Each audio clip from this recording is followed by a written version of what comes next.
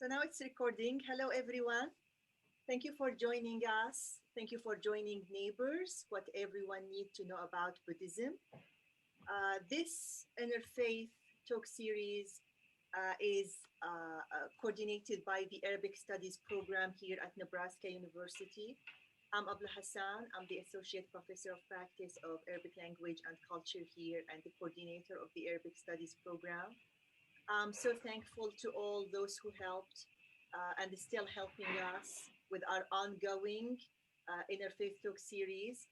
This Interfaith Talk series is sponsored by Digital Islamic Studies Shared Curriculum Program, housed in the University of Michigan and funded by Mellon Foundation. I'm so grateful to Classics and Religious Studies here at UNL, Modern Languages, and the Honors Program. Today we're meeting together to get all your questions about Buddhism answered with our big guest, Professor Yaroslav Kuramavsky. I'm not saying it right. You're already laughing. I know you. Yaroslav Komarovsky. Okay. We know you as Professor Slava, so we go. Yeah, you can call me that. We go with the short name. Thank you so much for accepting our invitation, Professor Slava. Yeah. Professor Slava holds a PhD from the University of Virginia, 2007. He teaches and conducts research on Asian religions, particularly on Tibetan Buddhism. Out of his many books and publications, Radiant Emptiness, published in 2020 with Oxford University Press, Tibetan Buddhism and Mystical Experience, published with Oxford University Press as well, 2015. Visions of Unity, published with New York State University in 2011. The talk itself is going to be recorded as always, and then I'm going to pause the recording for your questions. Thank you so much. I'm so honored, Professor Slava, you're joining us. Thank you. Personally, I had the honor of working with Professor Slava as his teaching assistant. That was, hopefully I was one of your good teaching assistants, Professor Slava. Very good. Thank you so much. That was... Especially you helped me with the Islamic part, right? When I had to talk about Islam, I just asked you to talk about it, right? Thank you so much. Yeah. That was I remember in 2013, and it was the same year I graduated and was hired to start the Arabic Studies program at UNL. And let me share with you the secret about Professor Slava. So when we're still students, when we work as TAs, we look for role models to follow. And Professor Slava has a very interesting course, World Religions, a huge course, still probably offered to more than 100 students every year, right? Still a big course. About 100. And Professor Slava designed the best PowerPoint presentations ever. And I mean ever. With pictures and photos from his own journeys around the world. And part of the way I was thinking of my future teacher, that I'm gonna try my best to design PowerPoints like as entertaining, educational, and engaging as Professor Slava's PowerPoints. Now, I'm not sure if I was true to your legacy, Professor Slava. I'm still doing my best. So I know some of your students are joining us today, some of my students. Please don't try to compare my PowerPoints to Professor Slava's because it's not fair to me. So I'm so proud you're joining us today. And I'd like to start with a very simple question. What is Buddhism? What makes someone a Buddhist? And what are the core beliefs in this faith? Okay. One thing is, just to begin with, right? What I'm going to say about Buddhism right now is what I'm saying about Buddhism. There are as many Buddhisms as Buddhists out there. So people have very different ideas about what Buddhism is and what Buddhism is not, right? Buddhism is extremely diverse. So diverse that, in fact, some people prefer to pluralize the term. Rather than saying Buddhism, they say Buddhisms. Right? There are numerous forms of Buddhism. If I have time today, I can go into details of the differences, etc. Right? But I guess to somehow put it into context, a good thing to start with is to sort of explain some differences between Buddhism and other religions, okay? So what makes Buddhism unique? And then later we can talk about more specifically about Buddhist beliefs, Buddhist practices, and differences within Buddhism itself. I guess that's what we can do. So Buddhism is a religion, surprise, surprise, right? So many people somehow think that, oh, Buddhism is just some sort of a philosophy or way of life or something like that. Don't believe those people. It's not true. Buddhism is as religion as Islam, Christianity, Judaism, etc. are. Buddhists have beliefs that cannot be supported by logic, that are just beliefs, similar to Christian beliefs, Islamic beliefs, and whatnot, right? People perform rituals, people pray, people believe in different spirits, gods, etc. They believe in life beyond death, that again cannot be proved. So basically, Buddhism shares with other religions the same things, believe in certain things that are not provable. It's based, many things are based on faith, right? And that's why I'm saying that Buddhism is a type of religion. And so sometimes Buddhism is presented as some sort of a scientific and logical and rational. And again, that's just more like apologetical talk about Buddhism, trying to make Buddhism nice, trying to make Buddhism better than other religions or something like that, okay? So everyone wants to do it, especially with your own religion, but we have to separate sort of apologetics from what people actually believe in reality and what they do in reality, right? So Buddhism is very much a religion. Okay. However, we define the term, as I guess many of you know, the term itself, religion, is a Western term. It's not 100% applicable to such traditions as Buddhism. But put that aside. So it's religion, but it's also a unique religion.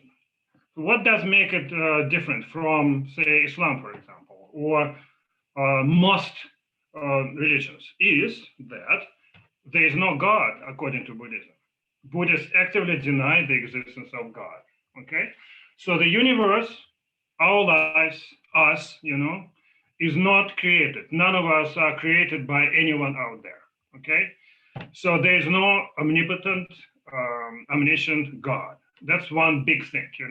What makes Buddhism different from, say, Islam, for example. Another thing is that there is no soul. According to Buddhism, there is no soul.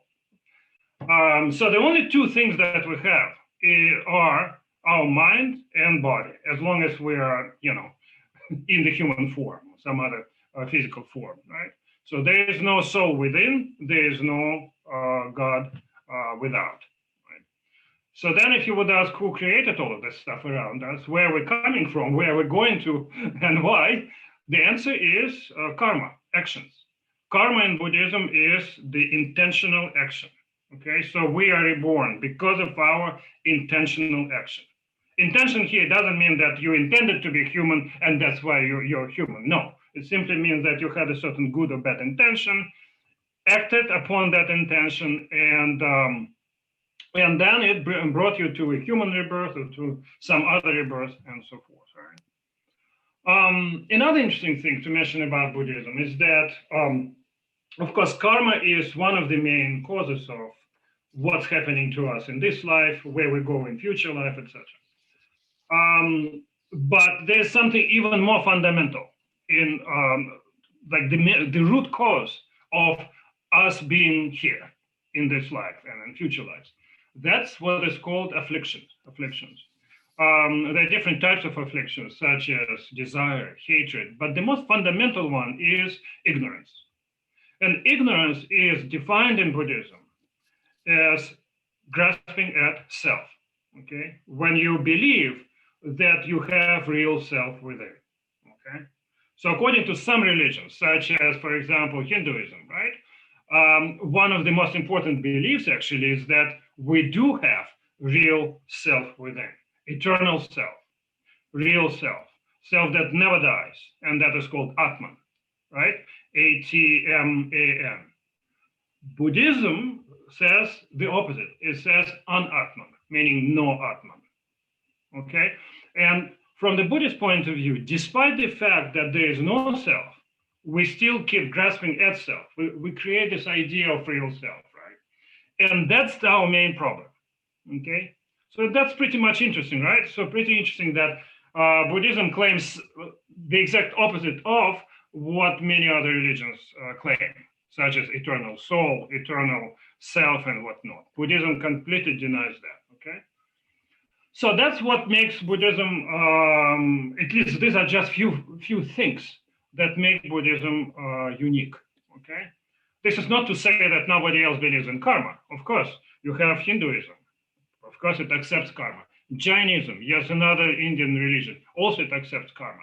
But the way karma is understood in those traditions and in Buddhism is quite different, okay? For Buddhism, it's always an intentional action, not a result of action, but the action itself. Another thing, if you look at the idea of time, whether we're talking about our life or we're talking about the universe in general, in Abrahamic religions, at least, tell me if I'm wrong, but you have the beginning, concrete beginning, and then you have the end, right? So the God is always there. Don't ask me why, but it's believed that he is always there, or she is always there, if we're talking about some forms of Hinduism, right? But it's always there. Then at a certain point, don't ask me why, he decided to create the world. So here we go, the beginning of the universe, the beginning of us. But then at a certain point, the whole thing will end, and that's it, period, right? Buddhism, similar to Hinduism, by the way, claims that the time is cyclic. There is no beginning, okay? In general. In particular, in Buddhism, we say that because there is no God who creates the universe, right? We always have been here. There is no beginning to our individual life, human life, or some other lives, because Buddhists believe that there are at least 6 types of rebirth, right? And likewise, there is no beginning to the universe in general.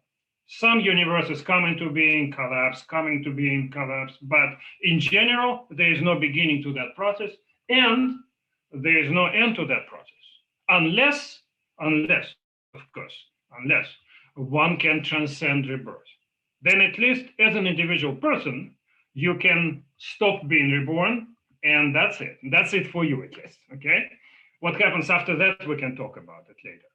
So this idea of cyclic time is also a pretty important feature of Buddhism, but it's not only a Buddhist idea, of course. So this is just some features about some features that distinguish Buddhism from many other religions.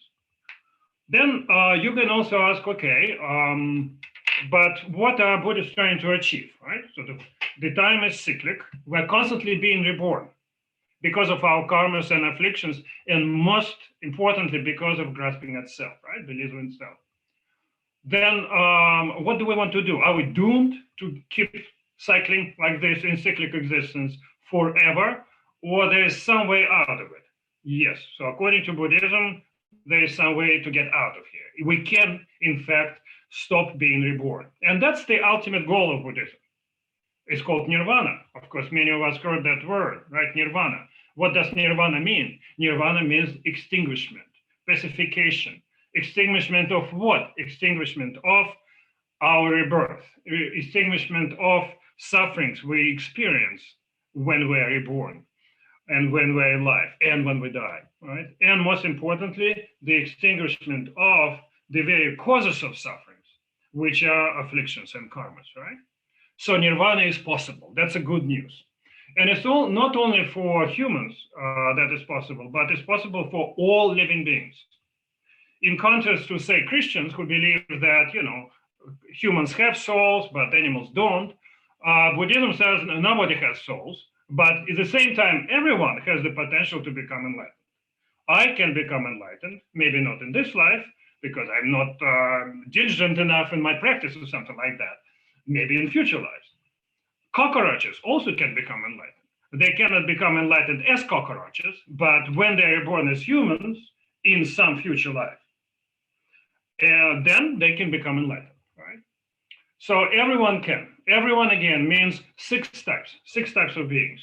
Gods, there are lots of gods in Buddhism, lots and lots. Then we have demigods, sometimes translated as titans, Then we have humans, we have animals, including insects, including fish, including all the different types of animals. Then we have hungry ghosts, different types of ghosts there. And also we have lots and lots and lots and lots of hells, hot hells, cold hells, and whatnot, right? So Buddhists believe in all of that stuff. I just mentioned that they don't believe in God, capital G, right? But they do believe in multiple gods. But for them, gods are more like powerful humans, They're also trapped within cyclic existence, that cycle of rebirth. They're like us. They're also ignorant. Their rebirth is motivated by afflictions, karmas, ignorance, right? So, but all of them have the potential to eventually achieve nirvana, to escape rebirth, right? Why does one want to go there? What's the point? Why not enjoy your life? It's true. And in fact, most Buddhists don't care about nirvana. It's only ideally that as a Buddhist, you have to sort of strive to nirvana, right? Most Buddhists just want the same thing, nice life now, nice life in future. And that's pretty much all we need, accumulate good karma, enjoy your life, enjoy your future lives, right? But if you start thinking sort of deeply about the nature of existence, the fact that no matter where we're reborn, according to Buddhism at least, it's never perfect. It's never satisfactory, right? Then some people might say, okay, now maybe it's time to stop, What is the point of cycling like this, non-stop in this cyclic existence? Let me get out of here, okay? And so nirvana is at least ideally speaking, is the goal of Buddhism. And then, of course, the next question is, what do you do? How do you achieve nirvana? Do you pray to someone to take you there, or just wait for it to happen to you? No. So the idea here is that you have to do something yourself. We are stuck here because of our karmas, and we can get out of here because of our karmas, our actions, what we do, how we think, And so that's why in Buddhism, it's important, again, ideally speaking, to follow a certain path, And the idea of the path in Buddhism is extremely elaborate. And there's not just one path. There are multiple models of the path in Buddhism. And the path consists of at least three things. One is insight into reality, however understood, because in Buddhism, there are different versions of that insight, right? The other one is certain morality, ethics, don't kill, don't steal, etc. And of course, also a crucial part of the Buddhist path is meditation, contemplative practice. Contemplative practice doesn't mean that you just close your eyes and somehow try to calm down and sort of feel balance or something like that. Contemplative practice is supposed to target the very problems we have. For example, I just mentioned that the cause of cyclic existence, of our rebirth, is grasping at self, ignorance. So ultimately, you have to target that ignorance in your contemplative practice by meditating on the lack of self. We can talk about how it's done. It's very specific, right? And so all of that in combination, wisdom, meditation, ethics, they're supposed to take you eventually to the state of nirvana. So that's a very general idea. What I have just explained to you is what is called in Buddhism the Four Noble Truths, okay? Or sometimes they're translated as the Four Truths for the Nobles. Maybe you heard the term Arya. Arya is a Sanskrit term which means noble. In Buddhism, noble is someone who discerned the way things are, someone who discerned reality, okay? That person is Arya. You are not born Arya. You are Arya due to your insight into reality, right? And so those four are truths for people like that. For ordinary people, they'll sound like, yeah, sure, but so who cares, And so these four are sufferings, the problems we have, right? And there are different types of sufferings. The second one is causes of sufferings. We just talked about karmas and afflictions. And the most important one is grasping at self. Then the third one is nirvana, or cessation, stopping, cessation of sufferings. And the only way to get rid of sufferings is to get rid of their causes, right? And finally, the path. Buddhists talk about the Eightfold Noble Path, but it can be further subsumed under those three categories, right? Ethics, wisdom, and meditation, right? So that's a very general talk, right? Again, if you go into details, then sufferings are much more subtle than what we usually think about sufferings, Even our pleasurable, experiences, they're counted by Buddhists as sufferings. And a better word, by the way, is not suffering, but dissatisfactoriness, somewhat long, right? And so, because even when we enjoy something, that enjoyable feeling or experience, it's never 100% satisfactory. And even if it feels 100% satisfactory when we're experiencing it, then it's going to change, right? It's never going to stay with us forever. That's why that type of pleasant feeling in Buddhism is called the suffering of change, right? And so forth. So there are many subdivisions of the truth of sufferings, of the origins of sufferings. Nirvana too, it's not just one nirvana, there are different types of nirvana out there. For example, the Buddha is believed that to become a Buddha, to achieve nirvana as a Buddha, it takes multiple lifetimes. Well, because he has, in Buddhism, we don't believe that the Buddha is omnipotent. He is not a god, omnipotent god. Otherwise, he would just take us and put us into nirvana, right? He cannot do that. But he is believed to be, at least in many Buddhist traditions, he is believed to be omniscient. He knows everything, non-conceptually. He knows everything that happens now, that will happen in future, and that's happened before in the past.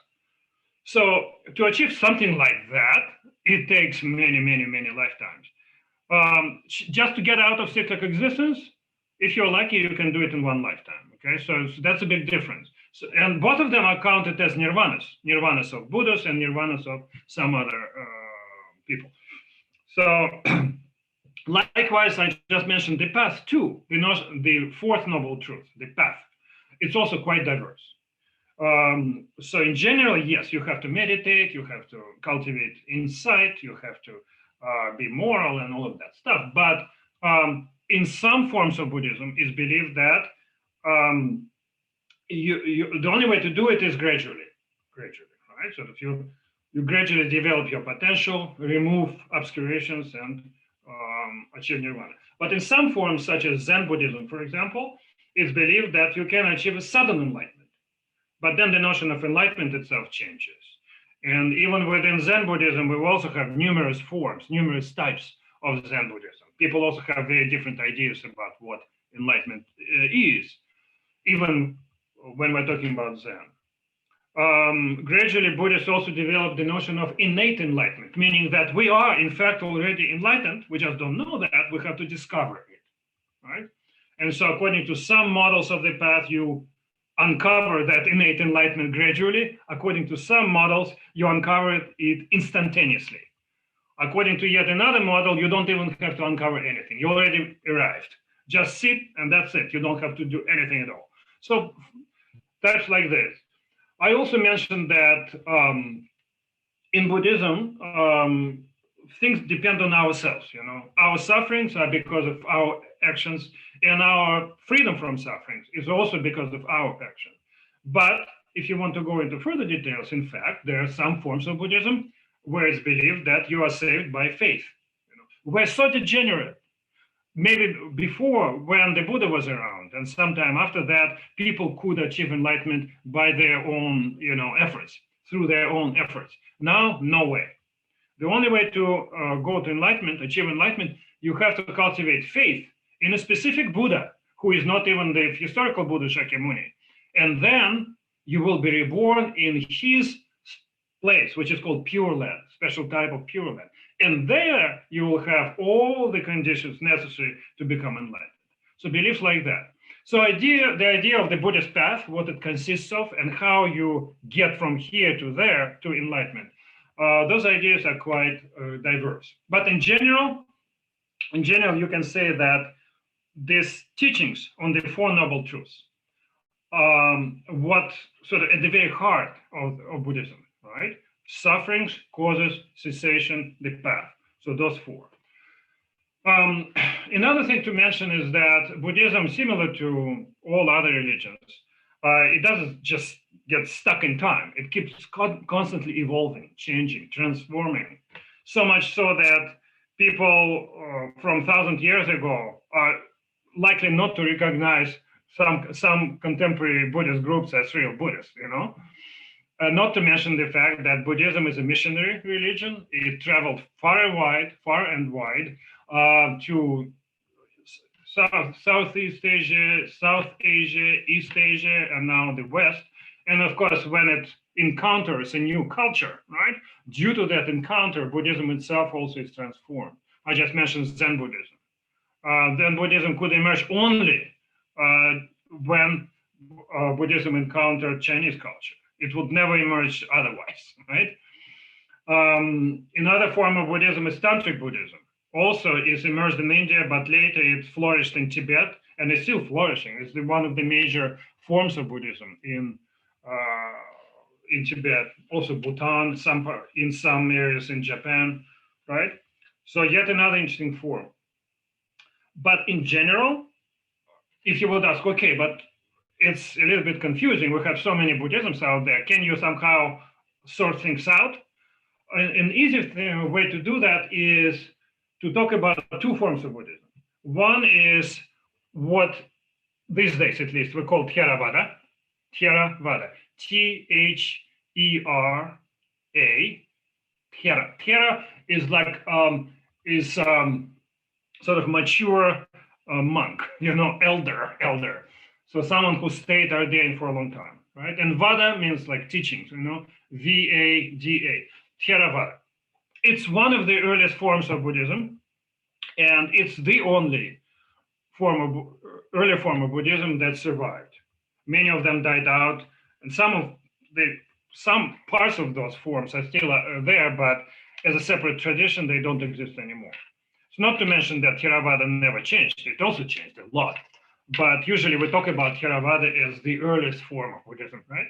But then, and by the way, I forgot to mention that the Buddha lived, depending on whom you ask, but you can say about 2,600 years ago, okay? And so, but then about 2,000 years ago, the new form of Buddhism started emerging. That is known as Mahayana. M-A-H-A, Maha means great. And Yana, Y-A-N-A, means the vehicle. Here, vehicle referring to the path. So the great vehicle. So that form of Buddhism became the dominant form in most of the world. Theravada Buddhism is still dominant in Cambodia, Thailand, Myanmar or Burma, Sri Lanka. Sri Lanka, by the way, is the first country where Buddhism traveled from India. You know, so Laos too, so those are Theravada countries. Did I mention all of them? I think that, yeah. Some countries used to be Buddhist, but they're not Buddhist anymore. Think about Indonesia, for example. Now it's the most populous Muslim country, right? But it used to be Buddhist, at least many islands, you know. And so that's Theravada, right? When we talk about Mahayana, it's everything else is Mahayana. Think about China, Tibet, Nepal is a Hindu country, but you have still lots of Buddhist elements there. Bhutan, Japan, Taiwan, Vietnam. Vietnam is the only Southeast Asia country where the majority follow Mahayana, not Theravada. And just name it, Mongolia and some areas of Russia, for example. So all of them are following Mahayana. But within Mahayana Buddhism, we also have multiple forms. You know, in some textbooks, mistakenly, they talk about three types: Theravada, Mahayana, and Tantric Buddhism or Vajrayana. That's a mistake, because Tantric Buddhism also is a part of Mahayana. Zen is a part of Mahayana. Pure Land Buddhism that I mentioned is also a part of Mahayana. So pretty much everything that is not Theravada is Mahayana, like at least these days. Before it was somewhat more diverse, you know. So these are different divisions of Buddhism, and so I talked about some ideas. But now another important thing to keep in mind, and that applies not just to Buddhism but to many other religions as well, is that ideas are ideas, but what people actually do and how they live their life is not necessarily the same. I just mentioned that majority of people don't care about nirvana. Nirvana is more like a distant ideal in some distant future life, you know. For majority of people, it's just, you know, it's important to accumulate good karma if you want to go a good rebirth. Nobody wants to go to hell, right? The difference between Buddhist hells and Christian hells is that you are not stuck there forever, right? You always can get out, you know, but still, it hurts. So you don't want to go there. Rather, it's better to be reborn as a human or something like that, right? So behave, accumulate good karma, avoid bad karma. But nirvana, the path towards nirvana, that's a little bit too much. Not to mention the fact that, at least according to, say, Theravada, for example, if you want to achieve nirvana, you have to meditate, right? It's a very important dimension of the path. And we're not talking about meditation 15 minutes a day before breakfast or something like that. It means you have to spend days and hours and years meditating. How can you do it as an ordinary person, as a lay person, you know, who has to work 8 hours a day, take care of kids and whatnot, right? So forget about meditation, forget about nirvana, right? So the best thing you can expect to achieve as an ordinary person is some sort of a good karma and a better rebirth. That's it, you know. Another thing is, and I guess I should have started with it, but maybe now it's a good moment to mention that, is what does it mean to be a Buddhist, right? Of course, Buddhists believe in all of this stuff I just mentioned, okay? Of course, pretty much all Buddhists would know what the Four Noble Truths are.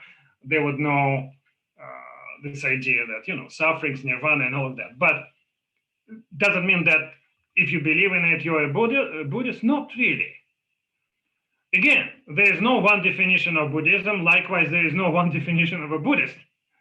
But one handy way to explain what Buddhism, what a Buddhist is to say that a Buddhist is someone who accepted the three jewels, or three gems, if you want to call them that, as the highest objects of refuge. Okay, you take refuge. You take refuge in the three very important objects. What are they? Guess what the object number one is? The Buddha, right? And it's not just the Buddha, but it can be a Buddha, because Buddhists believe in multiple Buddhas. The more the better, right? So the Buddha is someone who achieved final enlightenment, final, complete enlightenment, right? So when you accept such a person as the highest object of refuge, the highest thing or object to rely on, right? That you're already quite close to becoming a Buddhist, right? But that's not enough. The second one is the teachings, the Buddhist teachings.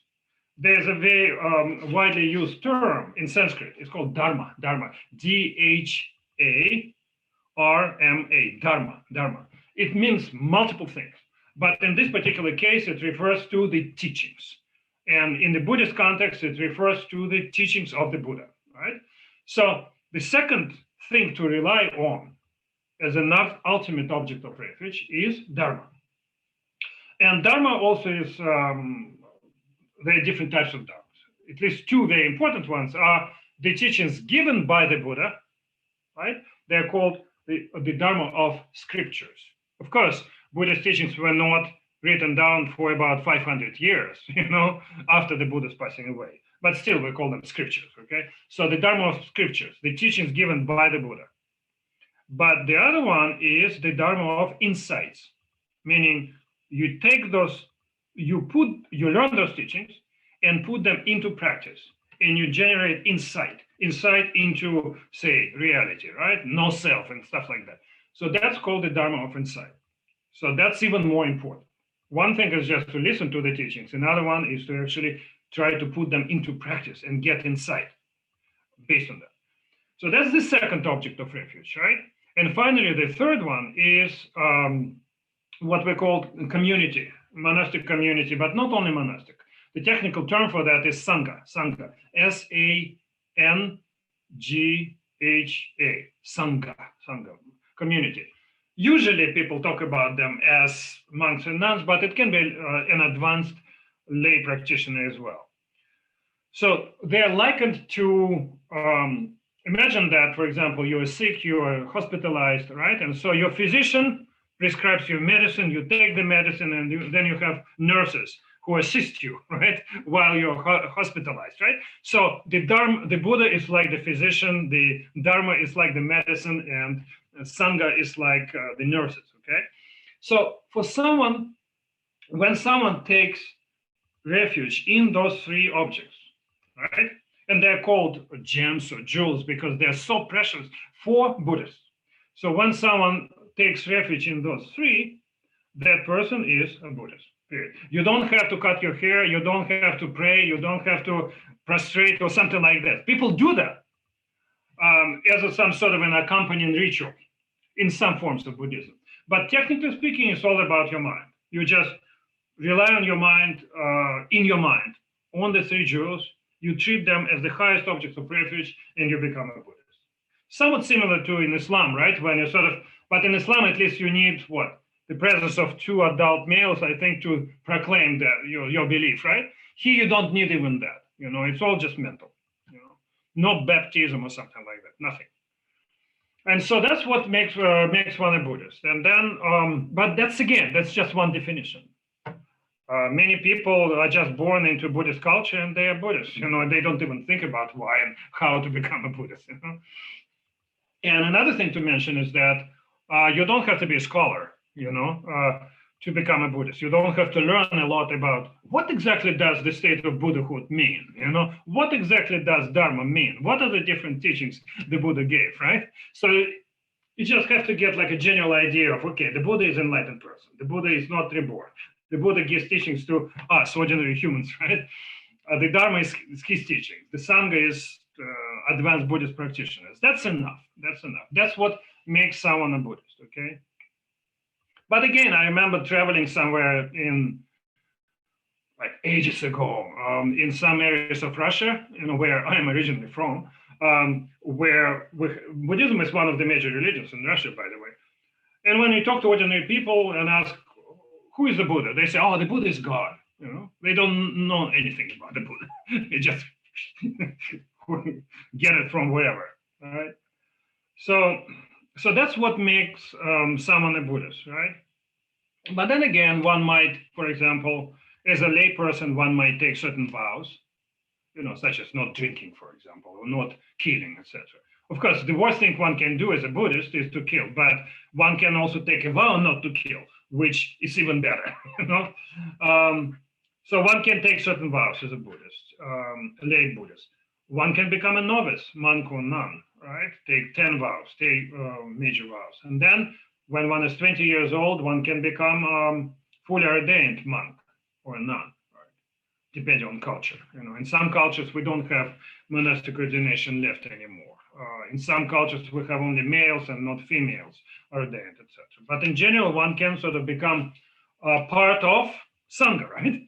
And so in contrast to some religions, such as Islam, for example, where there is no celibate monasticism as such, or Sikhism or something like that, in Buddhism, the monasticism is a very important dimension of the Buddhist world, right? In most, but not all, Buddhist culture, you find fully ordained monks. And in many cultures, you find fully ordained nuns as well. And so another thing to mention is practice. I already mentioned the path, right? But also not everyone is practicing the path leading to nirvana. For example, one can perform different rituals for different spirits, because it's okay, as long as you are not treating them as the highest objects of refuge. You can worship as many spirits as you want. And that's exactly what many people do. Just go to travel in Southeast Asia, Thailand, Cambodia. You will see those little, they look like mailboxes. Those are spirit houses. People offer whiskey and all of that to spirits. And think about Tibetan Buddhist world. There are millions of spirits people are worshiping. That's okay as long as you are not treating them as the highest objects of refuge. When you have to take care of some urgent needs, the Buddha is too exalted. You are not going to ask Buddha to help you to get money or something like that. But you can worship some spirits who will help you to get money. It's believed, right? So there are lots of sort of mundane types of practice that Buddhists engage in, in order to get some mundane goals, and that's perfectly fine. Also, I mentioned meditation already, but there are numerous forms of meditation. The way meditation is practiced in, say, the Theravada Buddhist world is quite different from the way meditation is practiced in the, say, Zen world, right? In the Zen Buddhist world. In the Theravada Buddhist world, basically what one is trying to achieve, one is trying to cultivate. By the way, meditation means accustoming your mind to certain mental states. That's what meditation is. So you systematically familiarize yourself with certain mental state. And so, but there are different types of meditation. For example, in Theravada, one form of meditation is when you're just trying to focus your mind to achieve certain mental stability. You don't want to focus your mind too much, because if you do that, you won't be able to analyze, you won't be able to think clearly. But still, you have to achieve a certain mental stability. And then on the basis of that, you try to discern reality, what in Theravada Buddhism is called the three characteristics of existence: impermanence, no self, and dissatisfactoriness or sufferings, right? For example, you can meditate on breathing and observe that it's not permanent, there is no self involved in it, and because it's not permanent, it cannot satisfy you completely, right? So it's not satisfactory. So that's called insight meditation. So you have stabilizing meditation, you have insight meditation. In Zen, for example, in some forms of Zen Buddhism, one will be meditating on certain types of puzzles that are not supposed to make any sense, like how to hear the sound of one hand clapping. Not this. There is no way, because you need two hands. So questions like that. But you do it in order to build doubt in your mind and to somehow break through linear, ordinary, conceptual thinking, right? So it's quite different type of meditation in Zen, right? Tantric Buddhism, I mentioned Tantric Buddhism. Tantric Buddhism is based on the idea that we are already enlightened, and that state of enlightenment is not just some mental thing, but in fact it has certain shape, colors, etc., right? And so one is trying to visualize oneself in what we call mandala, M-A-N-D-A-L-A,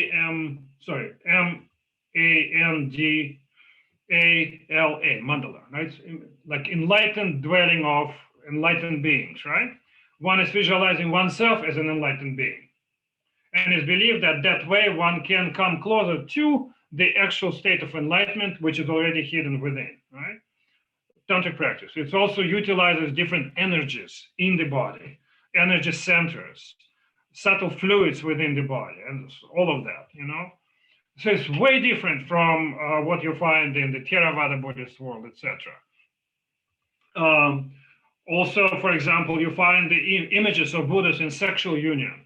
You also find some practices that are often described as tantric sex, that are aimed at actualizing and using subtle energies within your body, right?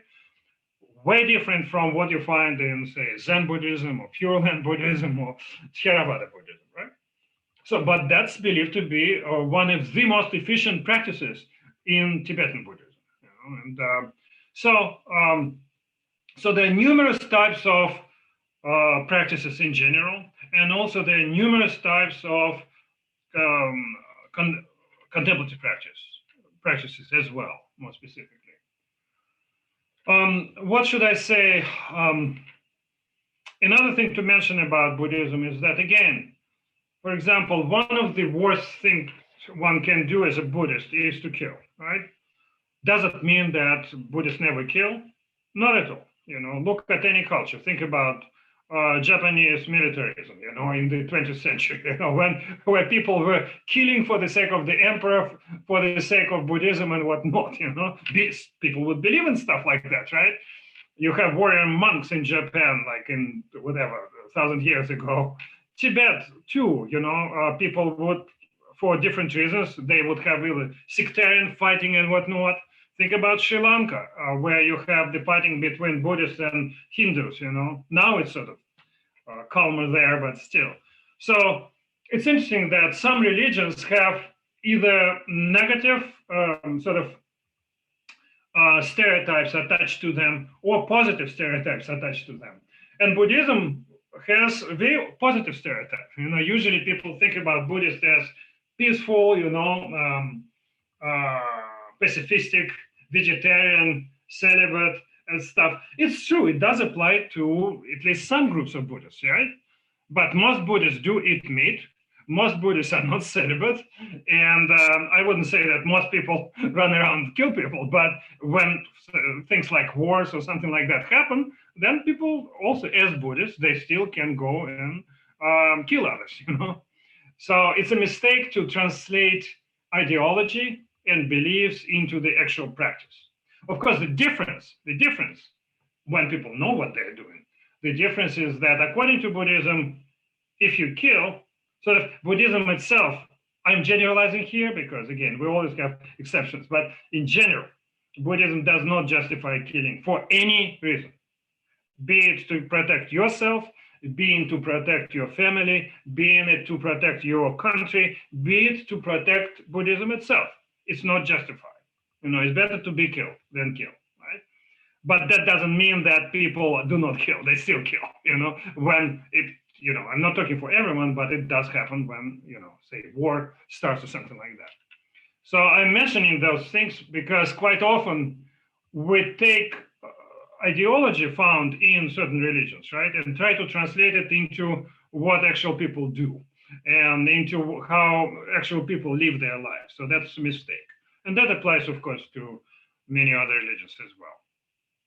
So I guess that's pretty much all I could say for this about 50 minutes, right? And maybe we can stop here, and you're welcome to ask any questions. And you can either record them or not, depending on what happens next, right? Thank you so much, Professor Slava, for the comprehensive introduction to Buddhism, beliefs, practices, and even you addressed a big misunderstanding that people don't think of, or some people, let's say, don't think of Buddhism as a religion.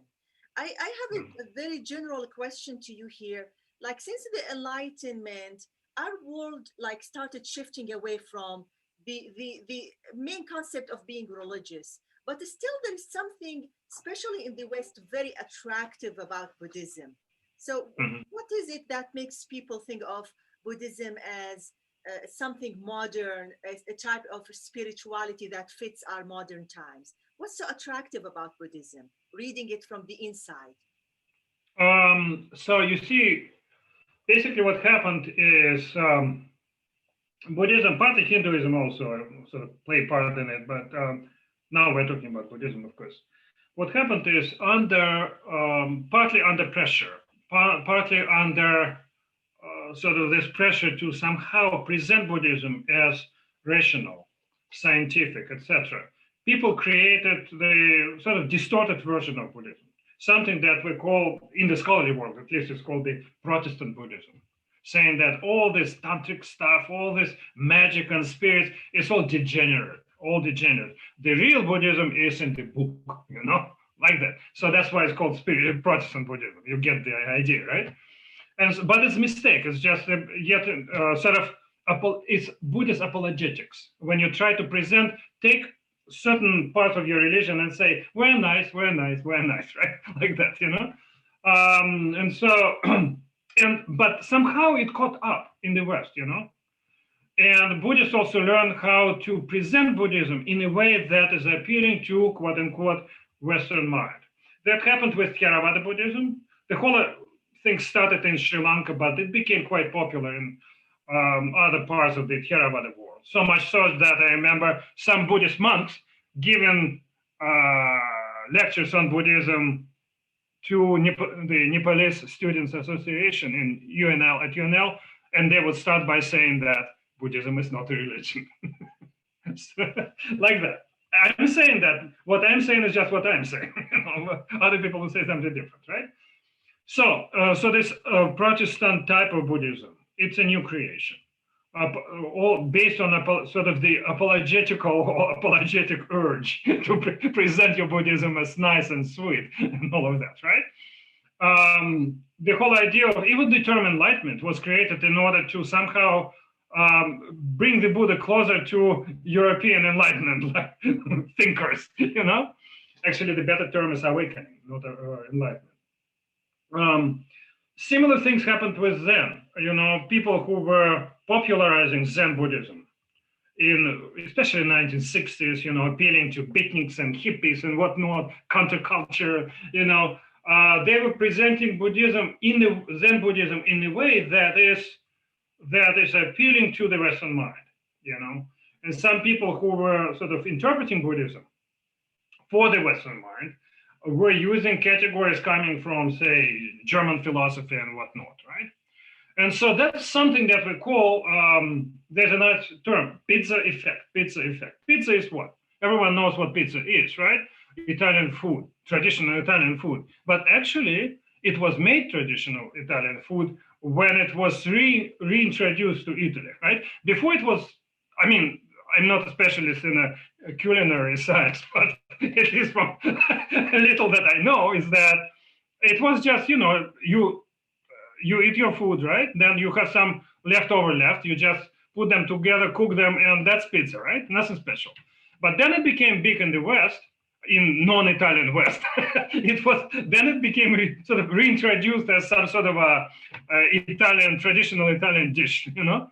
So similar things happened with Hinduism, Buddhism. Sort of, you get certain ideas that Buddhists didn't care about that stuff before until the encounter with the West, right? And later, those ideas were sort of cooked and brought back to Sri Lanka and other countries, Buddhist countries, and presented as sort of Buddhist ideas. And Buddhists who were teaching to the Westerners, trying to popularize Buddhism among Westerners, they found it very appealing, right? What is more appealing, to present Buddhism as some sort of a science, or present it as, at least in part, you know, worshiping spirits and magic and whatnot, right? So that's one thing. And this sort of, it's more like about apologetics, you know.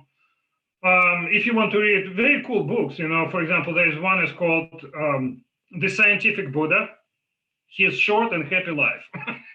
It's basically, there's a very good scholar, Don Lopez. He's teaching at Michigan, and he's writing books like this, trying to deconstruct all those stereotypes about Buddhism. Another book also by him is called Buddhism and Science, The Guide for the Perplexed. So the whole idea of Buddhism and science is also pretty much made up in like 19th, 20th century, you know? Right? So that's, but, you know, it's somehow caught up, so much so that when people, even now, like so much, like in the 21st century, when people talk about Zen, they still, you can see that they're influenced by ideas of those people who were sort of trying to present Zen as something, you know, whatever. And the same idea about, you know, Buddhism and science, etc. So that's one thing that appeals. It's somewhat the distorted but very cute version of Buddhism that appeals to the West. Another one is it's meditation, you know, because in many cultures, many religious people don't have contemplative practice, not at least not the type of practice that Buddhists have. And not only did Buddhist meditation become popular in general, but it was also hijacked by, you know, whether we're talking about business and whatnot. So the people are attaching the term mindfulness and meditation to many things that have nothing to do with Buddhism, you know. You can read a very good book. I'm sometimes using in my class. It's called Mindful America. You know how people try to sort of take this idea of mindfulness and attach it to whatever, right? But it also somehow worked, and people somehow associate mindfulness with Buddhism, right? That's another thing that contributes to it. Yet another thing that contributes to the popularity of Buddhism, at least in this country, for example, is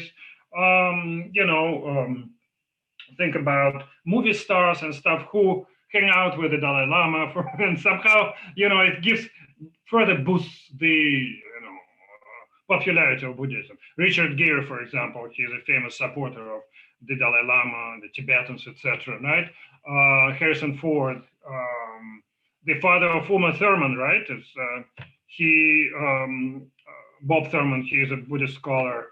And sort of you have like different celebrities attracted to Buddhism, and that somehow also adds to the popular sort of image of Buddhism. And of course, you have certain ideas that are there, as I mentioned, pacifism, right, or at least abstaining from violence, killing, etc. It's one of the major ideals in Buddhism. Not everyone follows that Buddhism ideal, but it is there, So you have distorted things, you have movie stars, you have actual things such as Buddhist ethics, Buddhist contemplation. And yet another thing that, at least for me, for example, what attracted me to Buddhism is philosophical ideas, because Buddhism has extremely rigorous, at least some forms of Buddhism, have extremely rigorous type of Buddhist education, logic, epistemology, different philosophical systems. And that's what I have been studying for already about 30 years. So that was initially attracted me to Buddhism, but not that only. Actually, I like magic quite a lot. Spirits, So thank you so much for sharing with us. Mm-hmm. I know we're getting out of time. We're going to allow more time after pausing for questions, but I want to give our audience a chance to learn a little bit about your coming projects. I know you have a book project, but I want you to share with us about that. Mm-hmm. Yeah, so that one actually is, I already shared a little bit with you when I was talking about meditation, because my previous book projects were mostly about the philosophical dimensions of Buddhism, but now I'm trying to compare different types of Buddhist contemplative practice, and not just to say here they are doing this stuff, there they're doing that stuff, but rather to see how different models of the body, mind, and the world in general, how they're utilized in Buddhist contemplative practice. Because quite often people think about meditation as some sort of something divorced from, separated from philosophy, beliefs, etc. But I'm claiming the opposite. In fact, that you cannot practice Buddhist meditation without Buddhist ideas. Very specific Buddhist ideas, specific Buddhist categories being embedded right in your practice. So basically my claim is that they inform the practice itself, and they are also used in order to explain the results of contemplative practice. So that's what I'm writing about right now. Thank you so much for sharing with us, Dr. Slava. Thank you for your generosity in sharing your time and experience. Thank you for listening. Yeah. I'm gonna pause now the recording to allow questions from everyone. Thank you so much. Thank you. Thank you.